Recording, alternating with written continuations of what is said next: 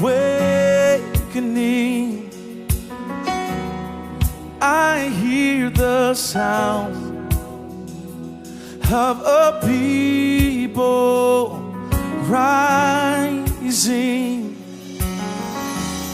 and I hear the sound of every stronghold breaking, yes, and I see the light of your glory shining, and we won't miss, oh Lord, what you're doing through us, how you're building through us, and we won't resist what you're doing. in us. You're working in us, fresh oil.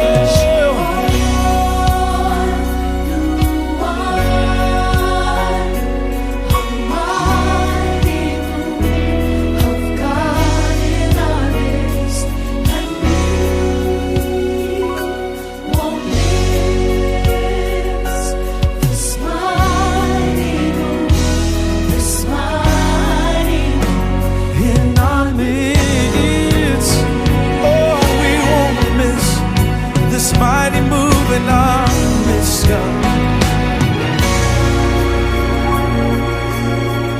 And we Won't miss what you're doing through us, how you're building through us. and we Won't resist what you're doing in us. doing in us. See, you're working in us, fresh oil, new wine. Say a mighty move of God, and we won't miss this mighty move.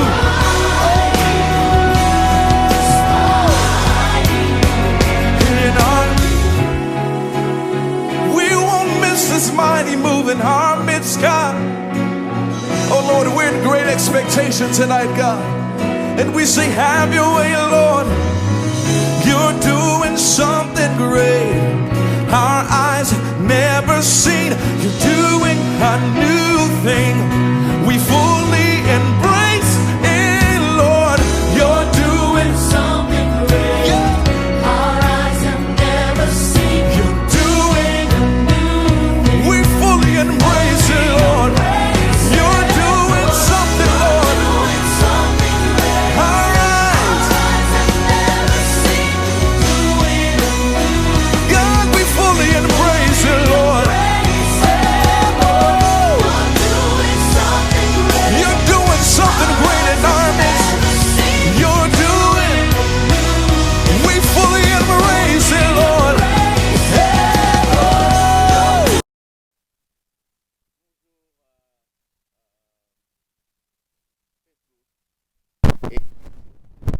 Heureux d'être encore parmi vous aujourd'hui pour notre prédication de ce matin à Destiny Center. Alors aujourd'hui nous allons partager sur un sujet magnifique. Je trouve que ce sera une série pour les dimanches qui viendront. Nous allons parler de l'onction.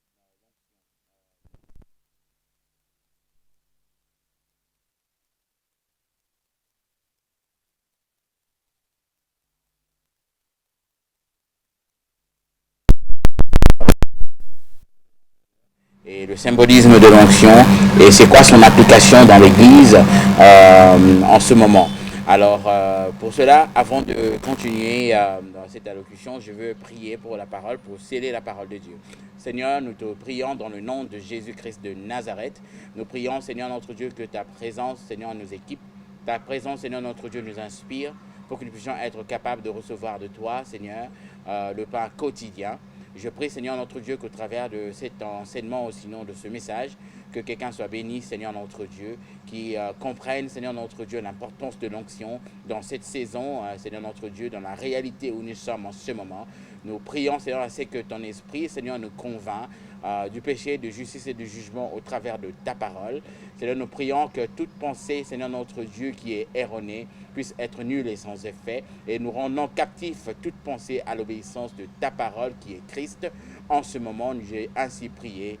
Nous disons Amen. Alors, nous allons parler de l'importance de l'onction. Nous allons tirer le principe dans le livre de Ésaïe, chapitre 61. Nous allons lire le premier verset, qui sera le verset premier. On peut continuer jusqu'au verset 4, mais le verset premier, c'est vraiment important pour nous donner un peu de contexte sur ce que nous voulons élaborer, sinon parler en ce matin. Alors, je veux lire par la grâce du Seigneur. Ici, je lis dans la version de la Bible de Darby, la version Darby, ça dit ceci: l'Esprit du Seigneur, l'Éternel, est sur moi, parce que l'Éternel m'a oint pour apporter des bonnes nouvelles aux débonnaires, sinon aux pauvres. Il m'a envoyé pour panser ceux qui ont le cœur brisé, pour proclamer aux captifs la liberté et aux prisonniers l'ouverture de la prison. Mais voilà, donc Ésaïe chapitre 61, verset 1, c'est ce que ça nous parle. Ici, Jésus-Christ, au travers de son esprit, au travers de son serviteur, il était en train d'élaborer, en fait, essayer de nous expliquer qu'est-ce qui a fait en sorte qu'il aurait le droit de faire son ministère. Si tu remarques bien dans ce verset, la Bible est en train de dire ceci. La Bible est en train de bien quantifier tout en disant ceci. Il disait que l'Esprit du Seigneur était sur lui et il l'a oint pour faire certaines choses. Cela veut dire nous avons besoin de l'onction dans notre vie pour que nous puissions être capables d'agir par rapport à la mission que Dieu nous donne sur la terre. Par rapport à notre destinée, par rapport au but de Dieu dans nos vies, nous avons besoin de l'onction parce que Jésus-Christ, au travers de prophètes, Ésaïe était en train de déclarer ce qui était important par rapport au commencement de son ministère. Il a dit l'Esprit de Dieu était sur lui et il avait oint. Cela veut dire il avait donné le droit. Parce que si tu remarques bien, l'huile d'onction qui est su qu'on était en train de oindre les rois ou sinon tout celui qui devait servir dans le temple de Dieu, toutes ces combinaisons d'ingrédients, elles servaient pour faire quoi? Pour investir quelqu'un dans un droit ou dans une réalité ou dans un pouvoir ou une autorité donnée pour qu'il puisse exercer son travail. Et ici, Jésus-Christ dit au travers de la bouche d'Ésaïe, prophétiquement, il dit l'Esprit de Dieu était sur lui et il avait oint pour annoncer la bonne nouvelle aux pauvres. Cela veut dire quand il a prêché la bonne nouvelle, le gospel, sinon la bonne nouvelle qu'il était venu pour sauver le monde, ce qui lui avait donné le droit de prêcher, ce qui lui avait donné le droit de parler du royaume de Dieu, c'était l'onction qui était sur lui, le droit qui était sur lui. Alors c'est ce que nous allons tirer comme principe ici au travers de ce récit que je vais essayer d'élaborer avec vous ce matin. Je veux parler plutôt du symbolisme de l'onction qui est le plus important. Cela veut dire c'est la base même de ce que fait la force de ce que nous appelons aujourd'hui l'onction. Nous avons vu des personnes qui nous ont parlé de l'onction, ils pouvaient même jeter l'onction sur les gens et les gens sont touchés et tout ça. Tout ça, ce sont des manifestations de la grâce ou sinon de la puissance de Dieu. Mais l'onction, elle est quelque chose d'autre qui est différent de ce que nous pouvons penser. Vous allez voir que Dieu avait donné l'instruction à Moïse, il a donné l'instruction de mettre une compilation des ingrédients. Ces ingrédients-là, quand c'était mis ensemble, vous allez remarquer que quand c'était mis ensemble, elle était en train d'être appliquée exactement pour des choses précises. Dans le Nouveau Testament, la Bible est en train de nous dire, ou sinon dans l'Ancien Testament, si nous lisons le livre de Nombres, vous allez remarquer que le Seigneur avait donné l'interdiction aux enfants d'Israël d'en faire usage, ou sinon de faire la compilation eux-mêmes, pour qu'ils puissent commencer à se soindre eux-mêmes. Il disait qu'il y avait des personnes spécifiques qui pouvaient le faire, qui étaient au fait des prêtres, qui pouvaient faire cette huile d'onction. C'est eux qui pouvaient les appliquer ou chez les malades et c'est eux qui pouvaient investir un roi ou investir un dignitaire, investir quelqu'un qui avait une mission spécifique de la part de Dieu. Et d'ailleurs, dans le livre de Nombres, la Bible est en train de nous dire une seule chose. Il nous disait que s'il y a un de membres d'Israël, de la tribu d'Israël, qui en fabriquait pour lui-même, la Bible disait qu'il devait être coupé de l'héritage d'Israël. Il ne devait plus faire partie d'Israël. Donc cela veut dire que cette combinaison d'ingrédients était disponible à tout le monde d'en faire, mais c'était sacré et c'était seulement un nombre de personnes, une sorte de personnes qui étaient les Lévites, qui étaient les prêtres, qui avaient le droit d'en faire usage, ou sinon de le fabriquer et d'en faire usage selon les instructions de l'Éternel. Alors, en cela, vous allez remarquer que, en fait, ce qui fait la force de ce que nous appelons onction, ou bien l'onction, ce n'est pas vraiment, en fait, les effets que l'onction produit, mais c'est plutôt le symbolisme de chaque ingrédient qui a été donné. Et c'est ce que je veux essayer d'utiliser ou d'élaborer aujourd'hui. Il y a 9 ingrédients, mais aujourd'hui, pour ce dimanche, je vais en donner que 3. Alors, ici, la Bible dit que l'Esprit de Dieu est sur moi. Christ dit prophétiquement, et il m'a oint pour annoncer la bonne nouvelle aux pauvres. Et elle continue en disant ceci. Elle continue en disant, il m'a envoyé pour penser ceux qui ont le cœur brisé, pour proclamer la liberté à ceux qui sont dans les prisons. En fait, Jésus-Christ était en train de vouloir, en fait, nous emmener à la dimension de comprendre que tout ce que lui, il était en train de faire sur la terre, sa mission sur la terre, qu'il y avait l'onction qui lui donnait le droit d'effectuer ce qu'il faisait. C'est ce qui lui donnait le mandat. L'Esprit de Dieu est sur moi et il m'a oint. Alors, c'est quoi cette onction-là? Quels sont les symbolismes de chaque ingrédient? Qu'est-ce que ça représentait? Si ça donnait à Christ le droit, cela veut dire que c'était quelque chose, c'était en fait des outils ou sinon des ingrédients ou des ustensiles ou sinon le démon que le Seigneur avait donné spécifiquement à Moïse de donner aux prêtres, d'en faire usage d'une certaine manière. Elle représentait quelque chose. Chaque ingrédient représentait quelque chose qui donnait à Christ le droit d'effectuer son travail. Alors on commencera par le premier ingrédient. Le premier ingrédient, c'est ce que nous appelons en français, c'est l'essence, sinon l'encens. En anglais, c'est frankincense. En français, c'est l'encens. Ça, c'était le premier ingrédient. Nous pouvons le trouver dans le livre de Cantique de Cantique, chapitre 3, verset 6, et le livre d'Ésaïe, chapitre 53, verset 5, et le livre d'Hébreux, chapitre 3, verset 24. Tous ces 3 versets sont en train de nous parler de l'importance de l'encens. Qu'est-ce que l'encens représentait? L'encens représentait quelque chose de très capital. L'encens, par rapport au verset que je vous ai donné, elle représente l'esprit d'intercession. En anglais, le mot intercession, c'est le mot intercede. Ça a été traduit littéralement par rapport à l'origine de ce mot encens. Donc, le frankincense, ou sinon l'encens, c'est la représentation de ce qu'on appelle l'intercession. L'intercession, je dis que ça vient de 2 mots en anglais, qui est un peu plus proche de la traduction littérale d'ailleurs de ce mot-là, le terme étymologique de ce mot. Elle est en train de nous signifier que ça vient de 2 mots. Le premier c'est enter et le deuxième c'est seed. Donc le premier c'est entrer ou bien pénétrer et le deuxième pénétrer la sémence. C'est 2 mots. C'est pénétrer la sémence. Intercede, le mot intercession, cela veut dire c'est rentrer dans la sémence. Cela veut dire ceci pour nous. Jésus-Christ a dit que l'onction du Saint-Esprit était sur lui et il avait donné le droit de faire quoi? De apporter la bonne nouvelle aux pauvres. Ça sous-entendait ceci, c'est que si dans l'onction il y avait l'encens, c'est que Jésus-Christ avait la capacité de rentrer dans la sémence. Qu'est-ce que cela veut dire? La personne qui a un esprit d'intercession, c'est la personne qui rentre dans la sémence. Cela veut dire, c'est la personne qui rentre dans une sémence ou qui prend la place de quelqu'un d'autre.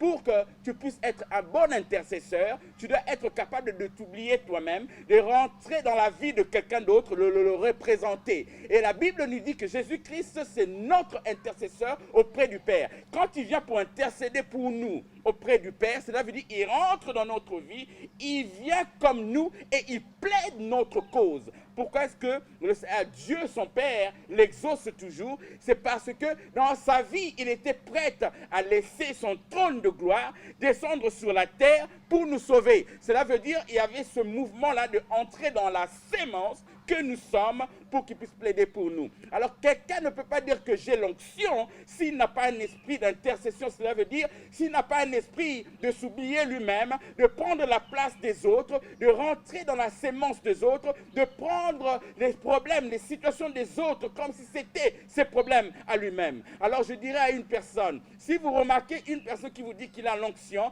même quand il fait des miracles et des guérisons, les diables peuvent aussi le faire, mais quand il n'a pas l'esprit de l'intercession en lui, il n'est pas oint. La deuxième ingrédient que la Bible nous parle ici, c'est le myrrhe. Pourquoi est-ce que Dieu voulait que le myrrhe fasse partie des ingrédients pour que ça fasse partie de l'onction qui était l'investiture ou bien le symbole que quelqu'un pouvait avoir le droit de faire le ministère ou sinon de faire la volonté de Dieu. Et vous remarquerez que quand on investit quelqu'un au travers de l'onction, un roi, ça lui donne le droit même sur le peuple. C'est seulement ce symbolisme-là qui est en train de donner le droit à la personne d'être capable de faire la volonté de Dieu. Alors, voici ce que j'aimerais expliquer ici en deuxième lieu. Le deuxième ingrédient, c'est le myrrhe. C'est quoi le myrrhe? Le myrrhe, c'était en fait une huile qui a été fabriquée spécifiquement, nous pouvons le trouver dans l'histoire d'Esther. Quand il devait prendre la place de son peuple, la Bible dit que son oncle lui avait donné en fait l'instruction. Il a dit, avant d'aller te présenter devant le roi, tu dois te baigner sur quelques encens, mais tu dois aussi appliquer pendant 6 mois, qui était le chiffre de l'homme, pendant 6 mois, tu dois appliquer le myrrhe. Qu'est-ce que le myrrhe représente? Le myrrhe, on utilisait le myrrhe pour ceux qui prenaient la place, cela veut dire qui étaient prêts à mourir pour les autres. En fait, ça représente quelqu'un qui prend la place des autres, qui meurt pour les autres. L'encens représentait la personne qui prend la place des autres pour plaider leur cause. Mais ici, le myrrhe, c'est quelqu'un qui accepte de prendre la faute pour les autres. En anglais, on dit c'est dying to self. Cela veut dire mourir de ses propres ambitions. C'est pourquoi Jésus-Christ a dit, l'Esprit de Dieu est sur moi, il m'a oint pour apporter la bonne nouvelle aux pauvres et de libérer ceux qui sont dans la captivité. Qu'est-ce qui lui donnait ce droit? C'est parce que Jésus-Christ était capable de représenter cet ingrédient du myrrhe qui représentait l'huile, qui représentait en fait l'habilité de mourir de ses propres ambitions, mourir de ses propres problèmes, prendre la cause des autres comme c'était la tienne. Ça a représenté l'acte du salut que Jésus-Christ a fait à la croix. Il n'a pas regardé sa gloire comme une proie à arracher, mais il a accepté de mourir pour nous. Cela veut dire, elle représentait le myrrhe. C'est pourquoi quand Jésus-Christ disait, l'Esprit de Dieu est sur moi, il m'a oint, parce qu'il était sûr que dans sa vie, il était prêt de mourir pour nous. Alors, quelqu'un ne peut pas dire que j'ai l'onction dans ma vie quand tu n'es pas encore prête à mourir de tes propres ambitions et de laisser la volonté de Dieu s'accomplir complètement dans ta vie sans avoir des ambitions personnelles, mais laisser la volonté de Dieu s'accomplir dans la vie. C'est pourquoi quelqu'un ne peut pas te dire que j'ai l'onction s'il n'a pas cette capacité en lui. Et Jésus-Christ en était sûr. C'est pourquoi ce jour-là, quand il a commencé son ministère, il a pris ce récit de Ésaïe chapitre 61 et quand il a récité, il a dit, cette parole s'est accomplie en moi. Les Sadducéens, les Juifs qui étaient là dans ce synagogue, la Bible dit qu'ils voulaient le lapider. Il a commencé ce ministère-là pour affirmer que tout ce qui est représenté dans l'onction que Ésaïe était en train de parler, elles étaient en fait des choses que lui-même était capable de vivre dessus, lui-même était capable de l'exemplifier dans sa propre vie, et nous avons vu la preuve qu'il est mort injustement pour nous, pour porter nos péchés, pour porter nos fautes, pour que nous puissions être sauvés. Alors quelqu'un ne peut pas dire que j'ai l'onction du Saint-Esprit quand il n'est pas capable de mourir de ses propres ambitions, parce que le myrrhe représentait the ability to die to self. Le myrrhe représentait l'habilité de mourir de ses propres ambitions. Et Jésus-Christ, il était prêt à le faire. Et le troisième ingrédient que je veux citer aujourd'hui. Je veux terminer par là. C'est le hyssop. Le troisième ingrédient que Dieu avait dit à Moïse de mettre dans l'huile d'onction, c'était le hyssop. C'était une plante biblique qui était exotique, qu'on utilisait pour les rituels de purification. On peut le trouver dans le livre de Psaume chapitre 57. Je veux juste le lire pour nous donner un certain le contexte sur ce que nous sommes en train de dire. Dans le livre de Psaume chapitre 51, verset 7, la Bible dit « Purifie-moi du péché avec le hyssop, et je serai sûr, je serai pur. Lave-moi, et je serai plus blanc que la neige. » En fait, la représentation de la purification, c'est cet ingrédient-là de hyssop. Dieu avait mis à l'intérieur de l'huile d'onction qui donnait le droit à Jésus-Christ d'aller prêcher la bonne nouvelle, de libérer les captifs, de proclamer une année de jubilé, tout le ministère qu'il a fait jusqu'à ce qu'il a emmené le salut. Il avait mis le hyssop là parce que le hyssop représentait la purification. Parce que le hyssop était utilisé pour les rituels de purification. Si par exemple une fille qui était peut-être pure dans sa vie, quand il perd sa pureté, pour que ses parents puissent le rendre pur, quand il prend maintenant l'engagement de ne plus vivre dans une vie de péché, qu'est-ce qu'on faisait? On faisait la purification de son corps pendant 7 jours qui représentait le chiffre de la perfection dans l'ancienne culture hébreu. Alors, quand on purifiait cette personne avec le hyssop pendant 7 jours, il prenait l'engagement par rapport au chiffre 7 qui était le chiffre de la perfection, qui va plus refaire la vie du péché. Il est consacré à jamais pour l'éternel. Alors là, vous remarquerez que ça parle de la purification dans son état pur. Jésus-Christ était pur de cœur. Il n'avait aucune intention par rapport à sa vie personnelle. Il avait vécu une vie de pureté. La Bible dit qu'il était sur la terre, on l'avait tenté du péché, mais il n'a pas branché, même pas une seule fois. Il est l'agneau qui était pur, qui n'a pas branché une seule fois. Sa purification a crié très fort. C'est ce qui a fait en lui qu'il était devenu le sang innocent parce qu'il n'avait pas péché, bien qu'il était dans ce corps du péché. Tu ne peux pas dire que tu as l'onction quand tu n'es pas en train d'exercer la vie de sanctification dans ta vie. Pourquoi? Parce que dans les ingrédients qui composent l'onction, on a ce qu'on appelle la purification, on a ce qu'on appelle le hyssop, qui est l'ingrédient qui quantifie une personne, sinon qui emmène la personne à une vie de purification, une vie de sanctification, sans laquelle personne ne verra Dieu. Et nous savons ceci, c'est que ceux qui disent qu'ils ont l'onction, qui vivent des vies qui ne sont pas bien, ce n'est pas l'onction de Dieu. Parce que l'onction de Dieu, elle est activée au travers des ingrédients que Dieu a donnés à Moïse. Aujourd'hui, nous allons nous arrêter là. J'ai parlé de ces 3 ingrédients. Le premier, c'est l'encens qui parle de l'esprit de l'intercession, que le Seigneur veut emmener l'Église dans cette dimension où nous pouvons entrer dans la sémence des autres, prendre la place des autres, plaider leur cause, prier pour eux, comme Christ il est notre intercesseur auprès du Père. Deuxièmement, le Seigneur veut que nous puissions être capables de nous laver, sinon d'appliquer le hyssop, qui était la représentation en fait de cette huile-là, que nous étions prêtes à mourir de nos propres ambitions, mais laisser la volonté seule de Dieu s'accomplir dans notre vie. Et la troisième de chose, l'Église doit comprendre, bien les chrétiens vous devez comprendre en ce matin, que le Seigneur voudrait que nous puissions avoir le hyssop, qui est la représentation de la vie de sanctification, qui fait en nous que nous avons l'onction. L'onction qui brise les jougs, ce sont à cause de ce genre d'éléments qui a été mis dans les ingrédients. Ce n'est pas la puissance que les gens sont en train de parler à tout bout de champ. Ce sont les caractères qui se trouvent dans ces ingrédients qui fait la force de l'onction. Et l'onction va briser le joug. L'onction va nous donner le droit d'aller prêcher la bonne nouvelle aux pauvres, de libérer les captifs, d'annoncer une année de jubilé pour l'éternel. L'onction ne parle pas, l'onction ne se manifeste pas. L'onction, la seule chose qu'elle fait dans notre vie, elle est en train de se manifester au travers de nos caractères de Christ dans notre vie. Et c'est ce que je voulais parler aujourd'hui. Je pense que le dimanche prochain, je veux continuer avec le reste des ingrédients qui restent. Et là, le Seigneur va nous donner le contexte sur le symbolisme de l'onction dans cette génération pour l'Église aujourd'hui. Que Dieu vous bénisse. Comme j'ai toujours dit à Destiny Center, votre choix vous emmènera dans une destination et Jésus-Christ est Dieu. Laissez-moi prier pour vous aujourd'hui. Seigneur, je prie dans le nom de Jésus pour quelqu'un qui m'a écouté aujourd'hui. Nous allons parler de ces 3 ingrédients, Seigneur. Je prie que quelqu'un puisse en prendre compte, réaliser que l'onction que tu as mise sur nous, ce sont au fait des symbolismes de ces ingrédients que tu as mis qui étaient des caractères de Christ qu'il devait avoir sur la terre. Il devait être pur, il devait mourir de ses propres ambitions de lui-même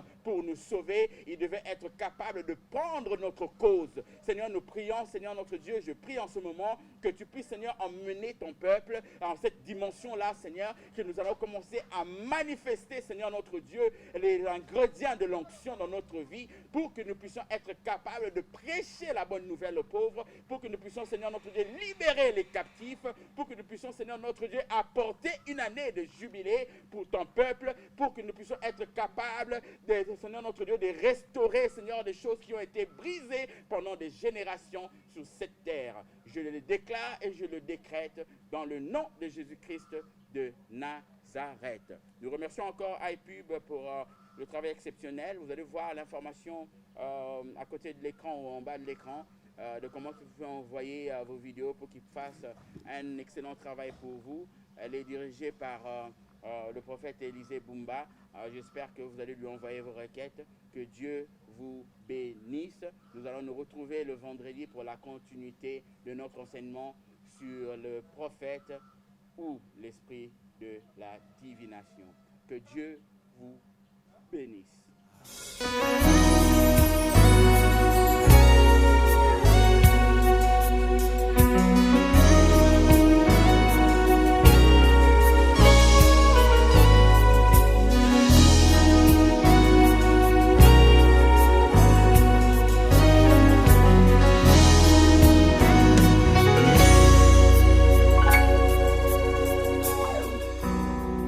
I hear the sound of a nation awakening.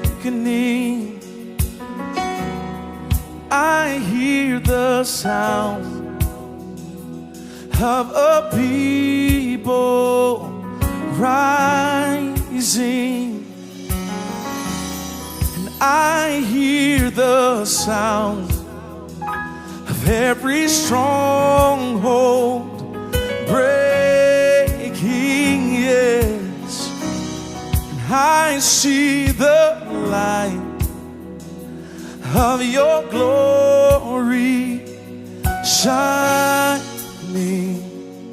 and we won't miss, oh Lord, what you're doing.